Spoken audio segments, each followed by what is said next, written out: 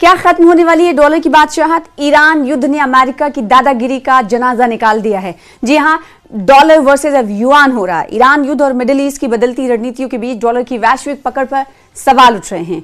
Yuan में तेल कारोबार, चीन अरब नजदीकियां और डी डॉलराइजेशन की बहस ने नई चर्चा छेड़ दी है। क्या पेट्रो डॉलर की बादशाहत कमजोर पड़ रही है? इसी पर नजरें टिकी हुई हैं। ईरान युद्ध ने अमेरिका की सुपर पावर वाली इमेज को मिट्टी में मिला दिया है, ये हम सब जानते हैं।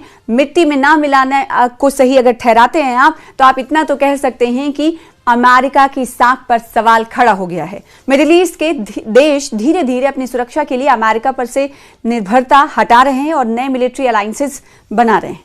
ईरान ने यूएस मिलिट्री ताकत की हवा तो निकाल ही दी है। इस बीच अमेरिकी डॉलर का वर्ल्ड मार्केट में डोमिनेंस भी खत्म होने वाला है और वर्ल्ड मार्केट में चीन के युआन का रुतबा बढ़ने वाला है। लोगों के बीच ऐसी चर्चाएं तेज हो गई हैं। ईरान का तेल पहले ही युआन में बिक रहा है। ईरान की मांग पर भारत ने भी डॉलर की बजाय ईरान से युआन में भी तेल खरीदने पर सहमति जताई है, यानी भारत भी इसका साथ दे रहा है। और भारत की तेल कंपनियों ने पिछले दिनों ईरान को युआन में ही पेमेंट किया। सऊदी अरब पहले ही चीन के साथ अपनी नजदीकियां बढ़ा चुका है। चीन के साथ सऊदी ने 50 अरब डॉलर के इन्वेस्टमेंट के समझौते किए हैं। वहीं यूनाइटेड अरब अमीरात यानी यूएई ने भी अमेरिका को सीधी धमकी दी है कि अगर उसकी शर्तों को नहीं माना गया तो तेल का कारोबार डॉलर की बजाय चीनी युआन में करना शुरू कर देगा। इतना ही नहीं, यूएई ने चीन के साथ एक ही दिन में $100 बिलियन की 24 डील करके अमेरिका और डॉलर की सुप्रीमेसी में एक कील ठोक दी है। अगर अब यूएई जैसा बड़ा खिलाड़ी भी तेल के बदले डॉलर लेना बंद कर देता है तो डॉलर की ग्लोबल डिमांड बुरी तरह गिर जाएगी। अब दुनिया ये देख रही है कि किस तरह पेट्रो डॉलर की वो बादशाहत जिसने दहाइयों तक अमेरिका को ग्लोबल इकोनॉमी का राजा बनाए रखा, अब खत्म होने की कगार पर है। ताजा रिपोर्ट के मुताबिक दुनिया के टोटल फॉरेन एक्सचेंज रिजर्व्स में डॉलर की हिस्सेदारी 70% से घटकर 58% रह गई है। अरब मुल्कों से होने वाला तेल का कारोबार अरबों खरबों डॉलर का है। अगर इसका सिर्फ 20 से 30% हिस्सा भी युआन या दूसरी करेंसी में शिफ्ट हो जाता है तो अमेरिका के लिए अपने कर्ज को मैनेज करना और अपनी करेंसी की वैल्यू बचाए रखना नामुमकिन हो जाएगा। यूएई ने बाजार में डॉलर की कमी को देखते हुए अमेरिका से डॉलर की मांग की। यूएई का प्रपोजल सीधा था कि वो बदले में अपना दिरहम देने को तैयार था, जिसे करेंसी स्वैप कहा जाता है। लेकिन अमेरिका ने अपनी पुरानी अकड़ दिखाते हुए सौदे से इनकार कर दिया। इसके जवाब में यूएई ने जो धमकी दी, जिससे अमेरिकी मईशत को, आर्थिक स्थिति को धचका लगा, यानी अमेरिकी मईशत हिल गई। यूएई ने साफ कह दिया है कि अगर उसकी करेंसी की जरूरतें पूरी नहीं की गई तो वो तेल का कारोबार डॉलर के बजाय चीनी युआन में करना शुरू कर देगा। कहीं ना कहीं ये सीधे तौर पर अमेरिका की सबसे बड़ी ताकत पर हमला है।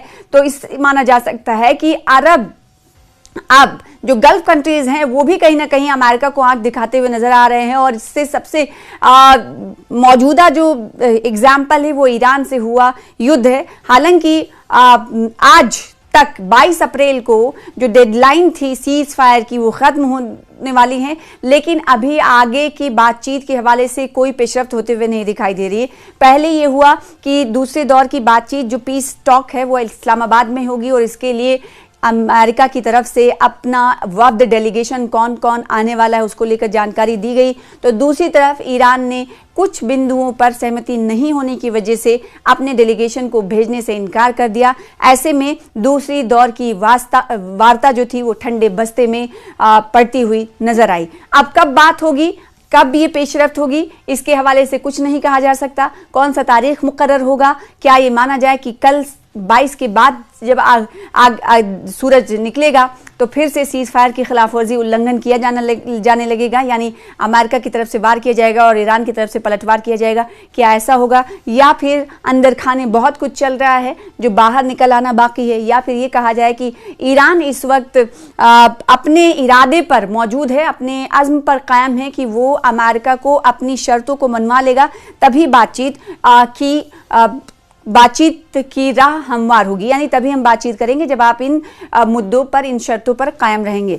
ऐसे में कोई अभी राह नहीं दिखाई देती दोनों के दरमियान बातचीत की। लेकिन इस बीच अमेरिका की साख को बड़ा धचका तो लगा ही है और साथ ही साथ डॉलर की बादशाहत जो बरकरार रहने वाली थी सदियों तक, दशकों तक बरकरार रही थी, वो कहीं ना कहीं चोट खाती हुई दिखाई दे रही है। और ईरान युद्ध ने अमेरिकी दादागिरी को कहीं ना कहीं चकनाचूर भी कर दिया है। वो इसलिए क्योंकि पिछले दिनों हमने देखा कि कुछ कुछ कारोबार कुछ हद तक वर्ल्ड लेवल पर युआन में होते हुए आए, यानी चीनी करेंसी में होते हुए आए, तो कहीं ना कहीं अमेरिका की बादशाहत को एक करारा झटका है, क्योंकि अब तक जो मार्केटिंग ग्लोबल सतह पर होती रही है वो डॉलर पर होती रही है, और ऐसे में अमेरिका और ईरान के बीच युद्ध से जो शेयर बाजार है या फिर खरीदो फरोख्त है वो युआन पर होने लगी। तो ये कहीं ना कहीं बहुत बड़ी रणनीति है, और रणनीतियों के बीच डॉलर की वैश्विक पकड़ पर सवाल उठा। युआन में तेल कारोबार और चीन अरब नजदीकियां, हमने देखा कि जब गल्फ कंट्रीज पर, जब आपको पहली बात यहाँ पर यह भी जानना होगा, याद रखना होगा कि जब पहली मर्तबा बातचीत दोनों मुल्कों के दरमियान हो रही थी तो उस वक्त ये कहा गया था कि अरब ममालिक के ऊपर ईरान ने जो हमला किया, यानी इजराइल और अमेरिका के एयरबेसेस को निशाना बनाया यहाँ पर, तो इसमें चीन और पाकिस्तान दोनों का अहम रोल था कि इसको खत्म किया जाए और बातचीत की मेज तक पहुंचाया जाए। तो गल्फ कंट्रीज में अमेरिका का जवाब ईरान ने दिया, जो उसके बेसिस थे या फिर अमेरिकी कंपनियां थी या इजरायली कंपनियां थी। तो ऐसे में चीन की तरफ से कोशिशें की गई कि ईरान इन तमाम गल्फ कंट्रीज को निशाना ना बनाए, बातचीत कर पहले लेवल की जो पीस वार्ता हुई थी वहां तक पहुंचाया।